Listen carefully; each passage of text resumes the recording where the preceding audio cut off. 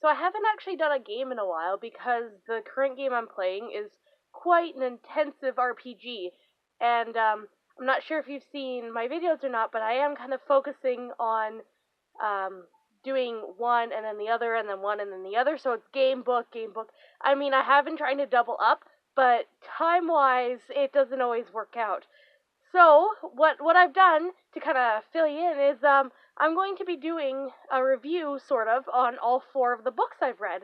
Now, with reviewing books, I find it a lot harder, because not only is it harder to give spoilers away, it's kind of hard to summarize a book and still make someone want to read it. But, good thing about this list is, I'm going to tell you why you should and why you should not read this book. So, anyway, so the first book is actually one that I found it a few years ago, and I found it in a thrift store.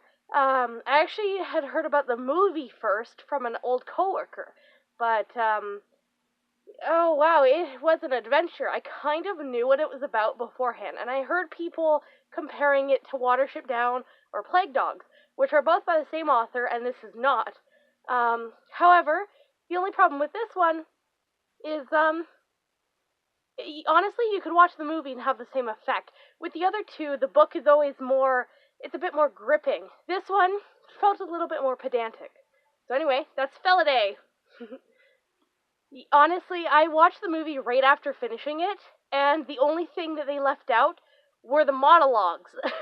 I mean, there was a couple small changes here and there, but otherwise, you could spend an hour and a half and watch the movie and get the same effect, because it wasn't as necessary as Watership Down. It didn't have that message behind it. Yes, it had an anti-eugenics message, but it wasn't quite one that pertains to everyday people. So, a very interesting book, but maybe one you could pass on. It left you with kind of a sour taste in your mouth, especially if you own cats. Second book, my current coworker, didn't know about, although they recommended the author to me. Somebody who's very well known in Canadian literature, but his books are very old style. And that's Who Has Seen the Wind by W.O. Mitchell. Very well known Canadian author. The only problem with that one is, kind of like Felidae, it focused a lot on death. Not the same kind as Felidae, but more natural death. But, it still seemed like a lot. Like, it was to me, it was the purest form of slice of life fiction outside of anime. So that's why I have to recommend it, because it was just, here's this kid. Hey, here's the things that he does. Here's a snapshot. And it was really cool to read that sort of style, although the content itself was a little bit boring. You know, you got, what was it, 170 pages, and 80 of them are just describing what the prairies looks like. You know, I know Canada's beautiful, I know, but it was kind of excessive, you know. As for the next one, so I do recommend that one, by the way. The next one I don't recommend. I'm just warning you right now, there is incest in the book, and that's Uncle Max. I found this one at Value Village, and normally I don't buy books at Value Village, because they're like $5 as compared to Salvation Army, which is like $1. But I saw 2 men on the cover, and I'm like, yes, sign me up. Oh boy.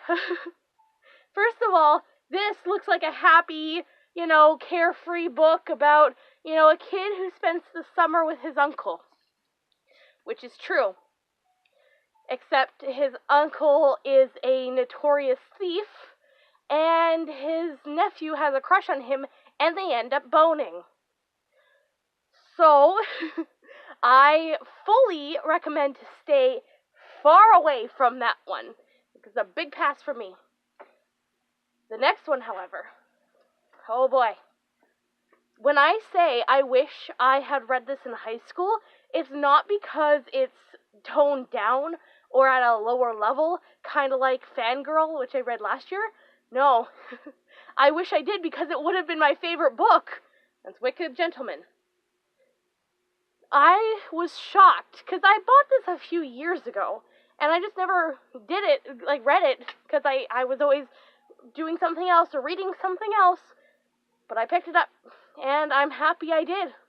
And I think maybe now I'm happier I did wait, because I was kind of resentful before of the things I did like in high school, and now I'm kind of embracing that and being like, yeah, heck yeah, I liked that. That was weird, but and this was one of those. It has everything. Gay vampire-esque creatures, a weird grim setting. And you know what? I can't say the world building was great, but it felt, every time I read it, it felt like the author had hundreds upon hundreds of pages of world building that she has on her desk and just couldn't include into the book, or forgot that the reader didn't know that that was there. And that's just what it felt like on a personal level as a writer, kind of recognizing that. And, I mean, it is kind of split up into 2 books, and it does kind of shut off very quick and go into the other one. That was a bit jarring, but honestly, the characters were great, the story was awesome, you know, and it felt very nostalgic to me. It felt nostalgic of a time I had, and an experience I've had, not the gay vampire thing, but the world building. And, you know what, I just recognized my own style in hers, and I'm in love with it just because of that feeling I get from it. So, anyway, those are my recommendations and why you should pass on the 4 books I've read so far. I hope to do another one, you know, 5, because, you know, try to keep it a good number, but, there you have it. Have a good day, guys.